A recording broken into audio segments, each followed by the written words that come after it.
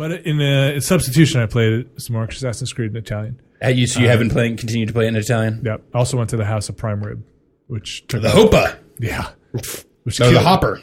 Sure. The Hopper. Man.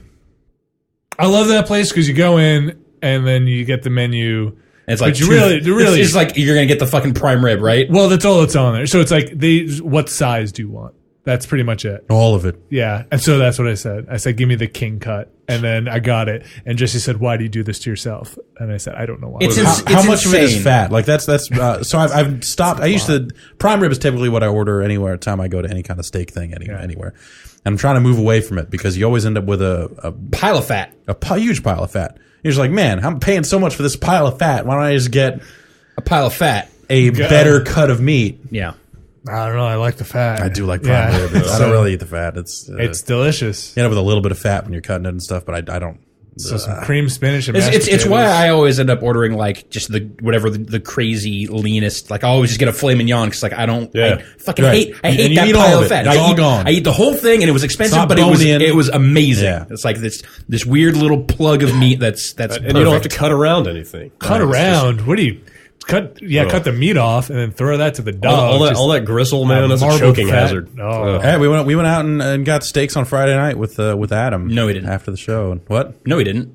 No one got steaks.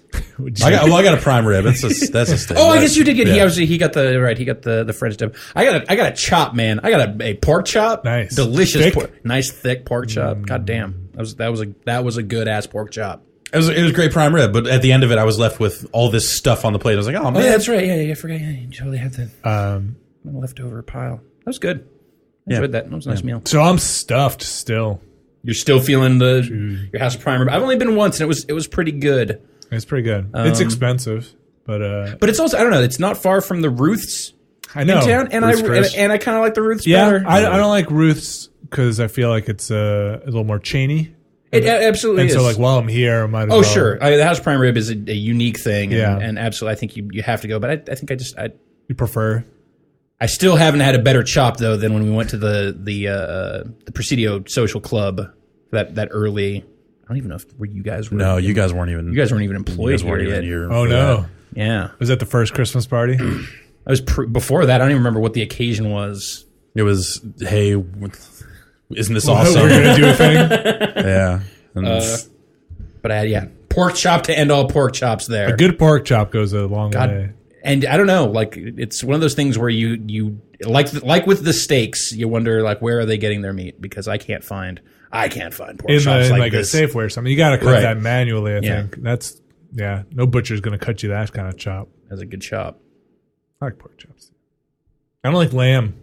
You don't like lamb? A little too gamey for me. I do like lamb. I had some lamb over the weekend. I'm not huge on lamb. I'll eat lamb, but I'm not. It's not. I don't know. Well, here's the thing: you got to cut it with something.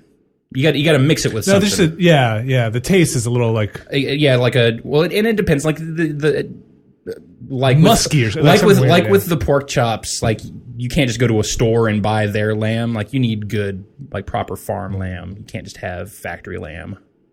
It's not going to be any good. Many places here used to raise lamb, so you used to eat a shitload of lamb. Take a lot of it and keep the baby lamb in a little dark box and grind it up. No, we weren't anemic and we weren't making. Ooh, yeah, it slips right off the bone. It slips right off the bone, no matter how you kill them. Believe me.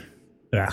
Did you ever butcher an animal? I was there when we were doing it, but no, I never had to end one myself. But yeah, seeing like a pile of sheep bleeding out in the I'll give you the some little perspective. pen. Absolutely.